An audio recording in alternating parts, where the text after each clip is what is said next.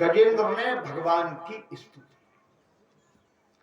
गजेंद्र सोच रहा है कि अब मेरा परिवार, मेरे बच्चे, मेरी पत्नियां, ये संसार मुझे मुक्त नहीं करा सकता।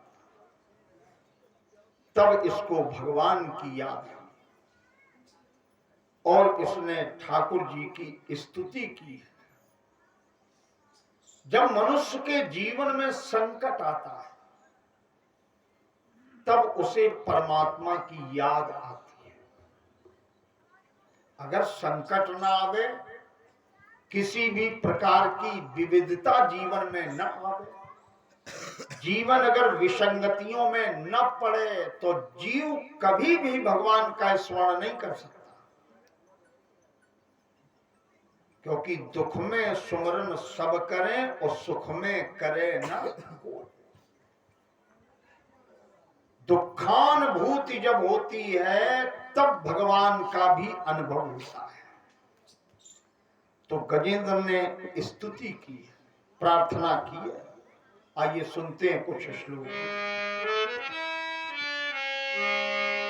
न विद्यते यस्य च जन्म कर्म न नाम रूपे गुण दोष एव वा। प्रभु, तुम्हारा कोई जन्म नहीं जानता और तुम्हारे कर्म से भी कोई परिचित नहीं। गीता में भगवान कहते हैं, अर्जुन, मेरा जन्म और मेरे कर्म बड़े ही दिव्य हैं, इनको सब नहीं जानते। तो जिसका जन्म नहीं है, जिसका कोई कर्म नहीं है, न माने नहीं, विद्यते माने है, यश माने जिसका, जन्म माने जन्म। वो बात अलग है कि भक्तों के लिए वो जन्म लेता है, लेकिन वो अजायमान है ना, उसका जन्म नहीं है और उसका कोई कर्म भी नहीं है। परमात्मा सब कुछ करते हुए भी कुछ नहीं करता और कुछ न करते हुए भी सब कुछ करता है।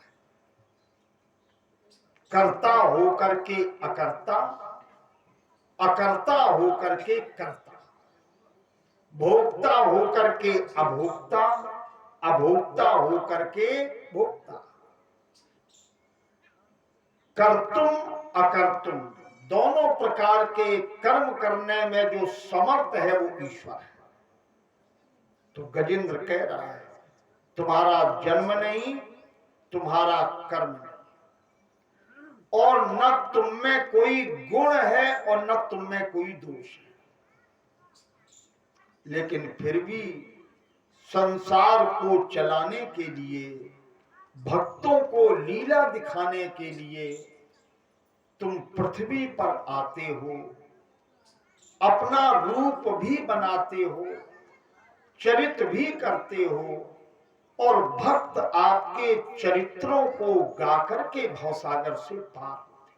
तथा लोकापसंभवाय या, फिर भी संसार के लिए अपनी माया का आश्रय लेके आप रूप भी धारण करते हो और आते भी हो और लीलाएं भी करते हो।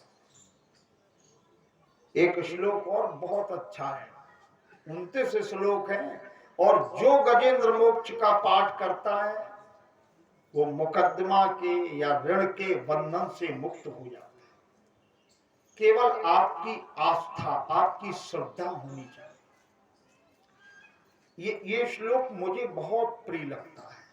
एकांतनो यस्य न कंचनार्थम वांछन्ति ये वै भगवत प्रपन्नः अति अद्भुतम तत्चरित्रम सुमंगलम गायंत आनंद समुद्र मग्न।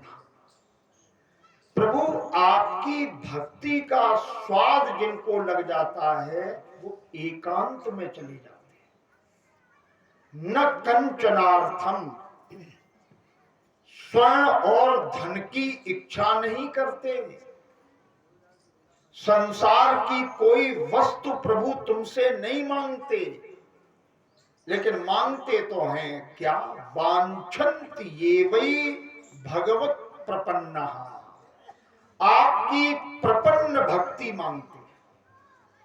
न धन मांगते हैं, न संपत्ति मांगते हैं, न वैभव मांगते हैं, न यश मांगते हैं, न कीर्ति मांगते हैं, लेकिन आपकी प्रपन्न भक्ति मांगते।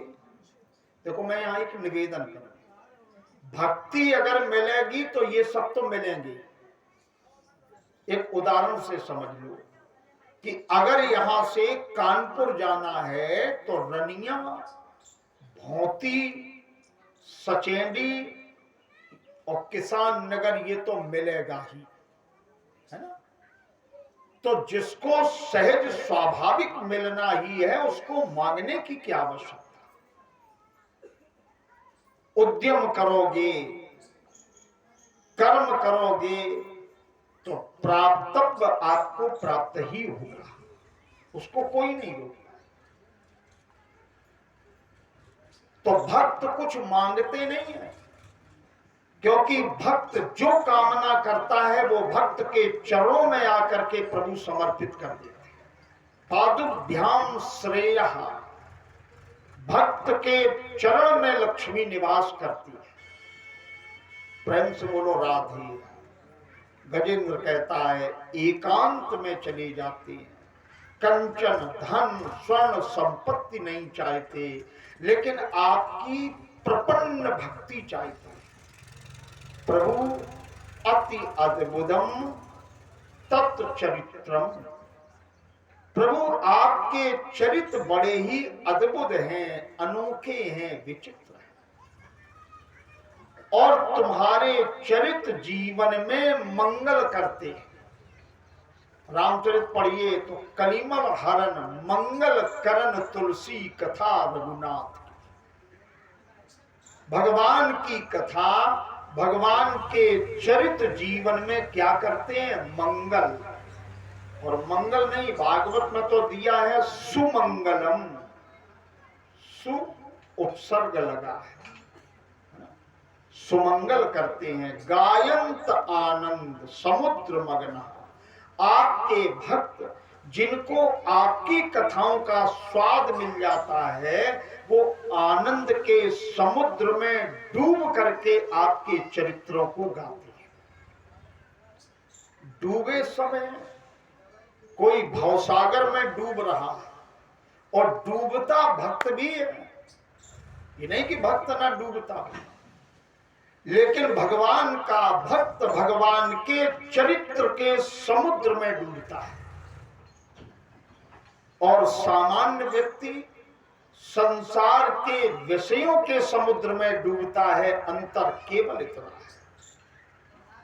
विषयों में डूबोगे, संसार में डूबोगे तो खो जाओगे, और भगवान के चरित्र में, भगवान की कथा में, भगवान की लीला में, भगवान की भक्ति के रस में अगर डूब जाओगे तो जे बूढ़े ते उबरे, जो यहां डूब गया वो उबर गया, भवसागर से पार हो गया।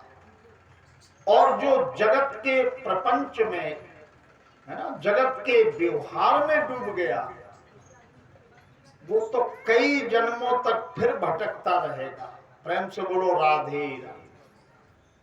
गजेंद्र कह रहा है कि आनंद के समुद्र में डूब करके भक्त आपके चरित्रों को गाते हैं। जब इसने प्रार्थना की, अंतिम श्लोकों में इसने निवेदन किया कि मैं डूब रहा।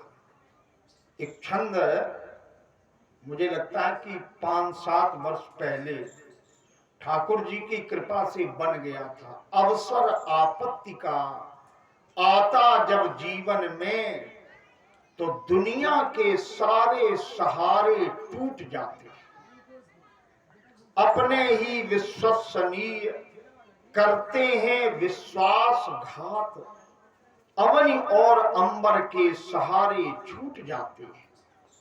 भाग्य के सामने किसी का न चलता जोर, और नरकी कहे क्या विधाता रूठ जाते हैं। तब तो प्रभु की शरण ही एक लक्ष्य है, उसी से भव के बंधन छूट जाते हैं। गजेंद्र सोच रहा है कि जिसके नाम से समुद्र सूख सकता है, नाम लेत भव सिंधु सुखाही, तो हम तो केवल सरोवर में। इसलिए बड़े समर्पण से इसने भगवान की स्तुति की। भगवान ने जब प्रार्थना सुनी तो ठाकुर जी उपस्थित हुए। भगवान सुदर्शन चक्र को ऊपर उठाए उंगली में, गरुड़ पर बैठे, और जैसे ही आए तो गजेंद्र ने देखा कि मेरे प्रभु आ गए। परीक्षित जी ये कुछ देना चाहता है, लेकिन डूब रहा है तो इसके पास कुछ है नहीं, लेकिन भावना है कि मैं भी प्रभु को कुछ समर्पित कर। अभी तो मैंने इन्हें दुखी किया है, अपना दुख, अपनी पीड़ा, अपना दर्द, अपनी समस्या बताई है। काश यदि मेरे जीवन में ये समस्याएं ना होती तो मैं भी प्रभु को कुछ अर्पित करता। अगर जीव मन बनाए तो व्यवस्था तो ठाकुर जी करते हैं। हवा चली और सरोवर से एक कमल इसकी सूंड पर आ गया। तो व्यास जी कहते उच्छिप्त सांबुज करम, सा अंबुज करम उच्छिप्त। कमल के समेत गजेंद्र ने अपनी सूंड को ऊपर उठाया।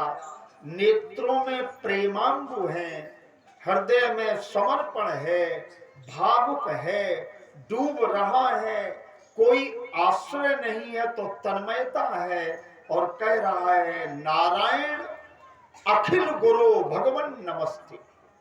हे नारायण चराचर के गुरु, मैं तुम्हें प्रणाम करता। और जब पूर्ण रूप से समर्पण जीव का हो जाता है तो फिर जीव को कुछ करने की आवश्यकता नहीं। फिर उसकी कुशलता, उसका क्षेम और उसकी सारी जिम्मेदारी केवल भगवान की होती है। जिसने अपनी सौंप दी प्रभु को जीवन डोर, कभी उलझ सकती नहीं पकड़े नंद किशोर। भगवान आए,